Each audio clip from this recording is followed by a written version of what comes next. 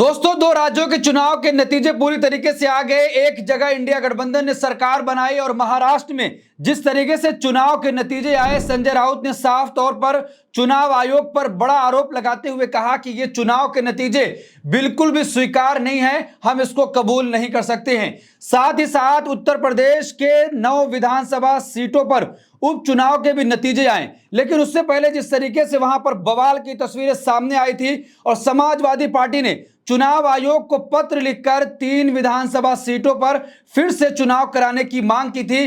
कहा गया था कि यहां पर जो चुनाव हुआ वो रद्द कराया जाए और दोबारा से यहां पर काउंटिंग हो। लेकिन आपको बता दें कि आज जब नतीजे आए, जिन 3 सीटों पर मांग की गई थी कि चुनाव रद्द कराया जाए, 2 विधानसभा सीटों पर भारतीय जनता पार्टी जीत दर्ज करते हुए दिखाई दे रही है। कुंदरकी विधानसभा से समाजवादी पार्टी के प्रत्याशी रिजवान अहमद ने साफ तौर पर कहा था कि हम मतगणना का बहिष्कार करेंगे, कोई भी हमारी साइड से वोटों की गिनती कराने नहीं जाएगा, जिसकी वजह से वोटिंग की गिनती वहां पर बहुत देर से शुरू हो पाई। लेकिन अब समाजवादी पार्टी के प्रत्याशी ने चुनाव आयोग को एक और पत्र लिखा है, क्या कुछ मांग कर दी है।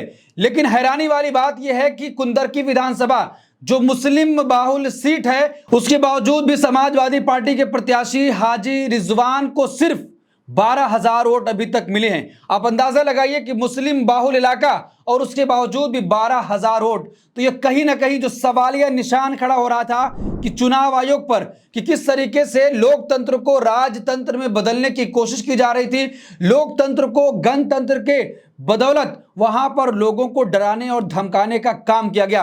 क्या कुछ पत्र में हाजी रिजवान और समाजवादी पार्टी ने कहा है, हम उस पर चर्चा करते हैं। समाजवादी पार्टी ने काउंटिंग का किया बहिष्कार, नहीं पहुंचा कोई एजेंट, चुनाव रद्द करने की मांग। मुरादाबाद की कुंदरकी सीट पर हुए उपचुनाव के लिए वोटों की गिनती देर से शुरू हो सकी, क्योंकि समाजवादी पार्टी ने उपचुनाव में गड़बड़ी और धांधली का आरोप लगाते हुए मतगणना का बहिष्कार कर दिया। समाजवादी पार्टी ने निर्वाचन आयोग को पत्र लिखकर चुनाव रद्द करने और फिर से मतदान कराने की मांग कर दी है। मतदान की गिनती सुबह 8 बजे से होनी थी, लेकिन समाजवादी पार्टी का कोई एजेंट मतगणना स्थल पर नहीं पहुंचा, जिसकी वजह से काउंटिंग देरी से शुरू हुई। आप अंदाजा लगाइए कि मुस्लिम बाहुल क्षेत्र, उसके बावजूद भी हाजी रिजवान को सिर्फ 12,000 वोट अभी तक मिले हैं कि मुस्लिम बाहुल क्षेत्र होने की वजह से भी उनको वोट नहीं मिला।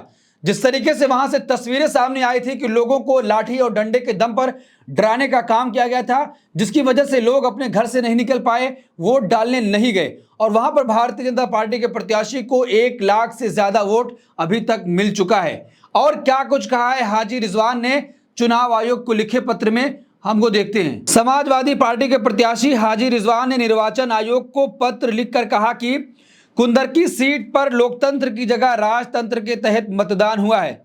पत्र में आगे कहा गया है कि स्वतंत्र भारत में अपने मत का हक कहने वाली सरकार का दूसरा चेहरा सामने आया है। लोग नजरबंद कर दिए गए। इस उपचुनाव में सिर्फ एक वर्ग को मतदान करने का मौका मिला, दूसरे वर्ग के लोगों पर प्रशासन ने लाठी डंडे बरसाने और उन्हें प्रताड़ित करने का काम किया। इसलिए सपा प्रत्याशी होने के नाते मैं मतगणना का बहिष्कार करता हूं और चुनाव रद्द करने की दोबारा से मांग करता हूं। दोस्तों, अब चुनाव आयोग को सोचना चाहिए कि एक पार्टी का प्रत्याशी और पार्टी ने पूरी तरीके से मतगणना का बहिष्कार कर दिया, कोई भी एजेंट काउंटिंग कराने वहां पर नहीं पहुंचा। जब चुनाव आयोग से मांग की जा रही है कि लोकतंत्र को राजतंत्र में बदलकर वहां पर चुनाव कराया गया है, वहां पर पूरी तरीके से लोगों को डराया धमकाया गया, जिसकी वजह से लोग वोट देने नहीं निकल पाए। अब चुनाव आयोग को संज्ञान लेना चाहिए और फिर से दोबारा वहां पर चुनाव कराने की योजना बनानी चाहिए। क्या चुनाव आयोग ऐसा कर पाएगा?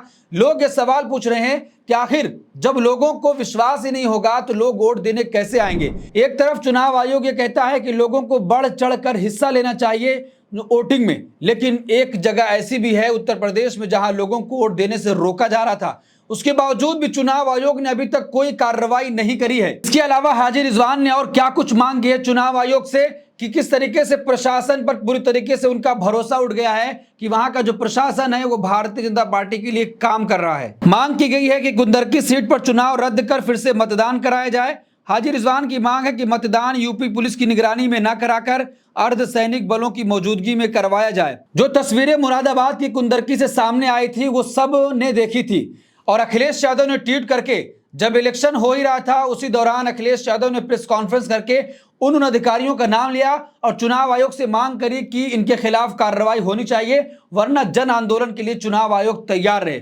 उसके बाद कुछ अधिकारियों पर कार्रवाई की गई, लेकिन यह नहीं बताया गया कि वो अधिकारी कहां पर तैनात थे। क्या वो पुलिस वाला उसमें शामिल है जिसने एक महिला के ऊपर बंदूक तान दी थी? लेकिन चुनाव आयोग ने अभी तक कुछ भी नहीं बताया है और अब मतगणना का पूरी तरीके से बहिष्कार हुआ। जिन 3 सीटों पर समाजवादी पार्टी ने चुनाव रद्द करने की मांग की थी, फिर से दोबारा चुनाव कराने की मांग की थी, उन तीनों में से 2 पर भारतीय जनता पार्टी के प्रत्याशी को जीत मिलती हुई दिखाई दे रही है।